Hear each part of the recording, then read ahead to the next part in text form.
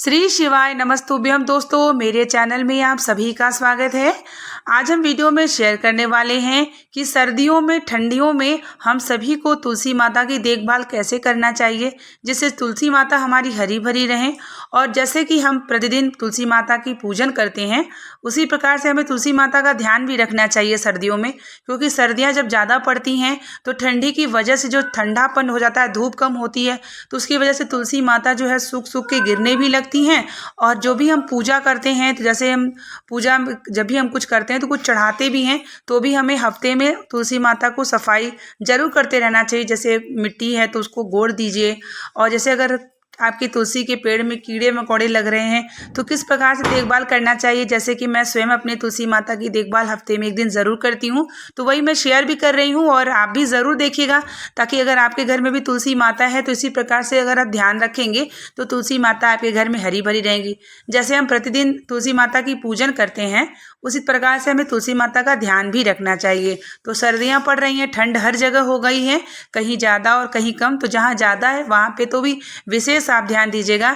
सबसे पहले ध्यान की बात तो ये है कि जैसे कि तुलसी माता जिस गमले में आपने रखा है, आपका गमला कितना बड़ा है आपको स्वयं पता होगा, तो आप उसी अनुसार से तुलसी माता को प्रतिदिन जल समर्पित करें। यानी कि जल इतना ज़्यादा न डालें कि उस जल से भी जो है बहुत ज़्यादा जल डाल देने से भी आपकी तुलसी माता गलने लगती हैं और जैसे कि गिरने लगेंगी, सूखने लगेंगी, हरी भरी नहीं रहेंगी। तो इसलिए आप उतना ही जल डालें जितना बड़ा आपका गमला है। अगर आप प्रतिदिन जल समर्पित करते हैं तो आप आचमनी, जो आचमनी होती है, उससे भी एक आचमनी डाल सकते हैं। बस थोड़ा सा जल का भाव होना चाहिए, बस इतना ही ज़रूरत है ठंड में। तो यहाँ पे जो तुलसी माता है, उनके नीचे जो पहले मैंने यहाँ मिट्टी में सफाई कर ली है, जो भी चढ़ाती हूँ, जो पत्ती वगैरह जो गिरती है सबको हटा दी हूँ। उसके बाद एक कीटनाशक मैंने दवाई लाई है, उसमें जल में डाल के उसके बाद पत्तियों में छिड़काव करती हूँ, क्योंकि अक्सर क्या होता है कि पत्तियों में भी छोटे छोटे कीड़े लग जाते हैं और उसकी वजह से पत्तियाँ टूटने लगती हैं, और उसके बाद जो जड़ है, जड़ में जो है चींटियाँ या कोई कीड़े लग जाते हैं, जिससे जड़ भी सूखने लगते हैं। तो ऐसे में मैंने जो है नर्सरी से एक कीटनाशक दवाई लाई हूँ, जिसको जल में डाल के और थोड़ा सा बस एक बूंद डालना है और जल में डाल के उसको छिड़काव करना है। तो यहाँ बेलपत्र भी है, जिसको बेलपत्र की भी पत्तियाँ छोटी छोटी जो है कीड़े खा रहे थे, तो इसकी वजह से तीनों गमलों को मैं धूप में रख के सबसे पहले मिट्टियों को थोड़ा सा गोड़ी, जैसे मिट्टियों को जब थोड़ा थोड़ा मतलब कोई भी आपके पास चम्मच और चाकू हो, आप थोड़ा सा मिट्टियों को हफ्ते में एक दिन गोड़ा जरूर किया करें। इससे क्या होता है, हवा जाती है, जो है हर प्रकार की जाती है, तो जिससे जड़ में हवा भी प्राप्त होती रहती है। और इस तरीके से देखिए पत्तियों में कीटनाशक जल जो था मैं उसको छिड़काव कर रही हूँ और उसके बाद अच्छे से गोड़ दूंगी। फिर एक पोली दिया है, उसने कहा है कि ये मेरी बेटी है, देखिए जो देख रही है, शरारत भी कर रही है बीच बीच में।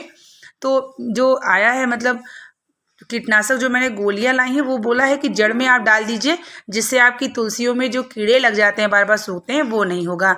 तो वो भी डाला, और साथ ही हफ्ते में एक दिन हम सभी को जो है एक चुटकी हल्दी जरूर डालना चाहिए तुलसी में।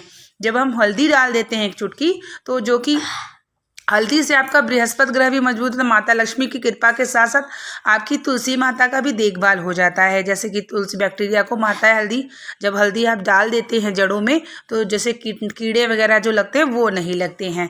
तो ऐसे में हफ्ते में एक दिन जो है इस तरीके से अपने तुलसी पेड़, जो भी पेड़ लगाए हैं, उनका भी ध्यान हम लोगों को देना ज़रूरी होता है। जैसे हम पूजन करते हैं, उसी प्रकार हमें ध्यान भी देना चाहिए तुलसी माता या जो भी पेड़ पौधे आपने लगाए हैं, कि कीड़े ना लगें। कीटनाशक दवा डालिए, उसको गोड़िए, जो भी पत्तियां सूखी गिर जाती हैं उसको गमले से निकाल के बाहर करिए। तो इस तरीके से जो है मैं आज सोची कि मैं अपनी तुलसी माता का थोड़ा ध्यान दे दूँ। थोड़ा धूप भी था बाहर, तो मैं बैठ के यही करना शुरू की। तो मैंने सोचा अपने व्यूवर्स को भी वीडियो शेयर करूँ। सबके घर में तुलसी माता होती है और होनी भी चाहिए। हम सभी पूजा भी करते हैं, तो तुलसी की देखभाल भी हम सभी को ज़रूर सर्दियों में और भी अच्छे से करना चाहिए। तो यहाँ मैं उठा के ऊपर रख दी हूँ ताकि धूप अच्छे से मिले। जब धूप अच्छे से मिल जाएगी तो हरी भरी और भी अच्छी रहेंगी। फिर यहाँ मैंने अपने मेन द्वार को अच्छे से साफ कर लिया है। तभी मुझे गौ माता दिख गई, जबकि रोज़ मैं सोचती हूँ कि गौ माता आ जाए तो मैं कुछ ना कुछ ज़रूर खिलाऊं। तो मैंने उनके लिए रोटी रखी थी, तो गौ माता की रोटी भी खिलाई, पानी भी पिलाई। साथ ही मैं कौवे के लिए भी कुछ ना कुछ ज़रूर रखती हूँ, और मैं प्रार्थना करती हूँ प्रभु से कि प्रतिदिन गौ माता आ जाए, कुछ ना कुछ मैं उन्हें ज़रूर खिलाऊँ, जिससे ये जीवन सार्थक हो और किसी न किसी प्रकार से गौ माता की सेवा होती रहे। तो तुलसी की सेवा हो चुकी थी, तो अब गौ माता की सेवा करने की बारी आ गई थी। तो यहाँ गौ माता खड़ी हैं, मैंने सोचा उनको जल भी पिला दूँ। रोटी खिला दी हूँ। तो वो और भी ताक रही थी, लेकिन मेरे पास एक ही रोटी थी, तो मैंने गौ माता को रोटी दी जल्दी। उसी समय पीछे से जो है नंदी जी भी चले आ रहे थे, तो नंदी जी का भी दर्शन हो गया और साथ ही तुलसी माता की सेवा भी हो गई। तो इस तरीके से सर्दियों में आप सभी भी तुलसी माता का ध्यान ज़रूर दें और अपने द्वार पे आए गौ माता की सेवा ज़रूर करें, जिससे आपका यह जीवन सार्थक हो और आपके प्रभु इष्टराध्य देवता भी आपके ऊपर कृपा बरसाएं। अपने तुलसी माता का अगर आप ध्यान देखते हैं, हरी भरी रहती हैं, तो आपके घर में बरकत ज़रूर होती है। अगर तुलसी सूखने लगती है तो ये मान लीजिए कि आपके घर में कोई कष्ट आने वाला है, क्योंकि सबसे पहले तुलसी माता पे प्रभाव आता है। उम्मीद करेंगे कि ये वीडियो आपके लिए जानकारी भरी होगी और आपको अच्छा भी लगा होगा। चैनल पे नए जुड़े हैं तो प्लीज़ चैनल को सब्सक्राइब कर लीजिए और इस वीडियो को ज़्यादा से ज़्यादा शेयर करिएगा। हम आपके लिए मिलते हैं नेक्स्ट वीडियो को लेकर के। तब तक के लिए श्री शिवाय नमस्तुभ्यम। हर हर